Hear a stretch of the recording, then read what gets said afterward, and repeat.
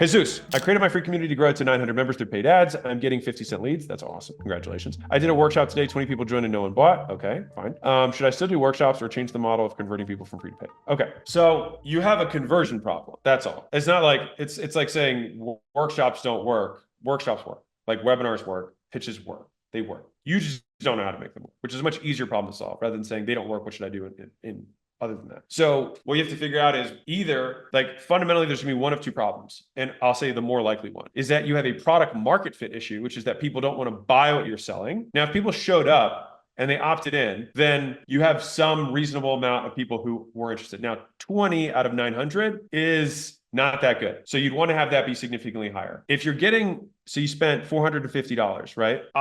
The way to do this, if you're like, I would like to make money, instead of doing a workshop with 20 people, hop on the phone with every new person who comes in, okay? Like the school games that we just did is going to come out. We had an audio issue. It's going to get fixed, but the school game's going to come out, and this is going to be one of the big ones that I'm going to hit on, and I say it every fucking week. And you don't do it because it looks like work, which is hop on the phone with every new person who joins your free community, find out what they want, and then offer a better version of that thing. More help with that thing you just bought. More or better of the thing you just bought is always, in my experience, the best and highest converting upsell. So if you had 900 people join and only 20 did the workshop, I don't know what the time duration was there. So that could have been over a month. And then you did a workshop, like people could have gotten cold. You'd have a much higher show rate if every person who joined, you just try and schedule a call immediately with them. And right now we know the conversion on this from the group that was here, they convert 6.7% and they're not doing it efficiently. So they're converting 1 out of 13-ish of the people who join their community into the paid community. So just think about that math. So I don't know what your price points are. So I said there's two problems. Either they don't want what you have or they don't want to buy it for the price you're selling it at. Most times it's because they don't want to buy what you have. And you probably made it inconvenient for them to do. So if it's way in the future, or is it a bad time, or wasn't about the stuff they're interested in, then a lot of people didn't show. So my rec, add in the onboarding call, for every new person who joins the free community. That will be a lot of work, but you'll find out a shitload about your customers, what they really want. And then you can make the offer for your paid community once you've talked to a bunch of them, and you'll get the reps in. You'll understand how the conversation needs to go. Like if you do 20 phone calls, you'll have a very good idea of what they want, what they're struggling with. And then you can create the paid community around the bullets that they're struggling the most with, and then just pass them in. Okay. Now I'll also give you the conversion stats. The guys that were here are running, they're closing more than half of their onboarding calls. If you have the right offer, and like this was at 90 or 125 a month. All right. So like, and they're taking like 10, 20 calls a day. Like you can do this. Okay.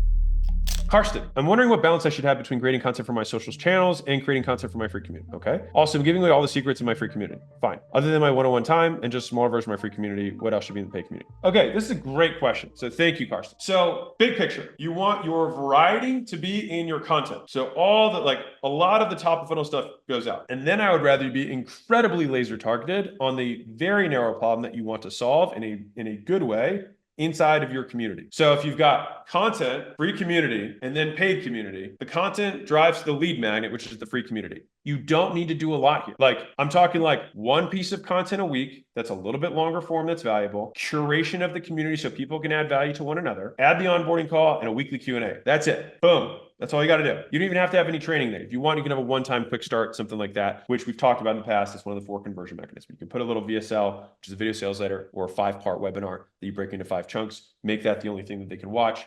And then that also pushes to them getting onto a call with you so that you can sell them paid community. The paid community actually still follows the same concept. You're just going to talk about different stuff that might be more advanced. But again, it's not about overwhelming them with value. Overwhelming anyone with anything still leaves them overwhelmed. So you want them to appropriately consume the value. You want to simply make promises that you can keep, which is easier said than done. But like, if I have one piece of advice around the content, don't promise a lot, promise as little as you possibly can that you know you can deliver on, and just do that. I have this very strong view that what happens is people try and overpromise when really people just want you to keep your promises. Listen, if you're watching this video and feeling a bit overwhelmed with all the stressors that running an online business sometimes entails, then you may want to check out today's sponsor, the Life Supercharged School Community, where the #1 focus is to help you level up your life by learning how to take intentional steps forward in your personal and professional careers. Inside of Life Supercharged, you'll find others who are on the same path with you, growing and scaling their online businesses and bettering their lives one day at a time. The best part is, right now, this school community is 100% 20% free to join. So click the second link in the description and check out Life Supercharged today. And now back to the video. Brad W. Question on how much to pay affiliates for our school groups. Okay. First of all, thank you for everything. You bet. Can you help me understand why affiliate programs are usually 25 to 40%? 40% seem popular. School does. Why do programs do not 50 or 60? It's honestly up to you. You could do unlimited. I love super aggressive affiliate programs personally. The thing is, and so this gets into behavior, which is what it takes to get someone to start versus what it takes to get someone to continue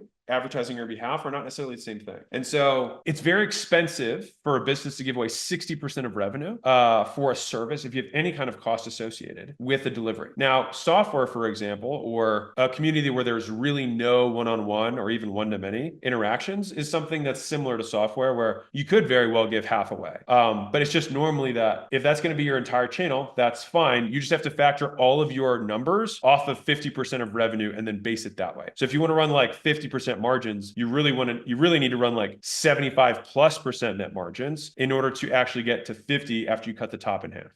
Okay. Sorry, should finish. Oh, we got it. I didn't see that. But Coach Tristan Samoa, what's up, man? Lead magnets question. I have free courses inside my community that I promote to my audience. Cool. How do I promote these in a way that doesn't bore my audience? I actually don't know how it would bore your audience. So okay, here's two ways you can do this. One is that you're going to have content that's going to be varied, and then the CTA is simply the core, right? That can always be the same thing. You can always have the same CTA, right? So like, is school boring because I have zillions of pieces of content out there that I'm like, and hey, if you want to start a business, we talk about more stuff like this on Skool. I don't know if people are bored of that. I think it's just like, if they're watching that and they're new to my channel, they might be like, oh, I'll check it out. That's it. The other way that you can do it is you can peel off an element of your free course, talk about it in depth and be like, guys, this is just one of 28 things that I have inside of my free course in my community. So if you thought this was good, you should check out the rest. So either you piecemeal off or you just make your content the lead magnet functionally. And then the CTA is the lead magnet of the lead magnet. The CTA from the lead magnet is another lead magnet. It's just deeper. Cool. And basically you go from second party data to first party data. It's like getting someone to opt into your email. Like now they have another list. They still haven't bought anything, but now at least you can communicate with them on a regular basis when you want. All right, Marlon, what are the pros and cons of free communities and $1 communities? Which would you choose? I like free communities. So the question is this: what problem are we solving? If the goal is to use the free community as a lead magnet, then you want to decrease as much friction as humanly possible to get people to sign up for the lead magnet. A $1 community is going to cut your conversion by 75% or more. And so then the question follows, are the people who chose not to take out their credit card at that time less qualified than someone who took $1 out? I think by and large, they will be less qualified, but will I get 4 times more qualified leads? Probably not. And so for me, I would have, if the point is to get as many leads, make it free. If the point is to make money, price it like you're trying to make money. Just don't be in between. Listen, if we get 1 out of 2 paid communities to make money, most people don't have organic audiences. So we had to figure it out or no one would stay on Skool, but we have. And that's why we have tens of thousands of groups on Skool right now. And as much as I'd like to think people love me, people stay because they make money. And we'll show you exactly how they did it. And also, just to make sure you don't get stuck on any step, I answer questions every single week. And so now's the best time to get started. So if that sounds at all interesting, the best part is you can start a community of your own absolutely free. Worst case, start for free, you decide to quit, and then you can take all the training that other people charge thousands of dollars for with you for free. Best case, you take a zero risk move and build an online business that could change your life forever. And to be clear, I'm not asking you to decide yes or no today. I'm asking you to make an informed decision. That's it. And the only way you can do that is on the inside, not on the outside. So get inside and see if everything that we say is true and valuable to you. And if you get in and decide it's not for you, no sweat. But you can't truly make an informed decision right now for the same reason you don't buy a house without looking inside of it first, or test drive a car before buying it. So this is a guaranteed risk-free test drive. And the only reason you can make an offer that strong is because you're confident that what you have is the real deal. And I'm fairly confident that when you sign up by hitting the button below, you're getting exactly what you need to start your online business. So you might as well give it a shot. The only other guarantee is that if you don't take this shot, you'll stay right where you are right now. But if you take action, you could be the next one coming out to Vegas celebrating how quickly you built an online business with consistent monthly recurring revenue and driving away in a Cybertruck or with 100 grand in cash in your pocket. Pretty neat. So click the button below, join us in the Skool games. I take calls every Monday, hop on and be sure to let me know you're new. I'll see you on the other side.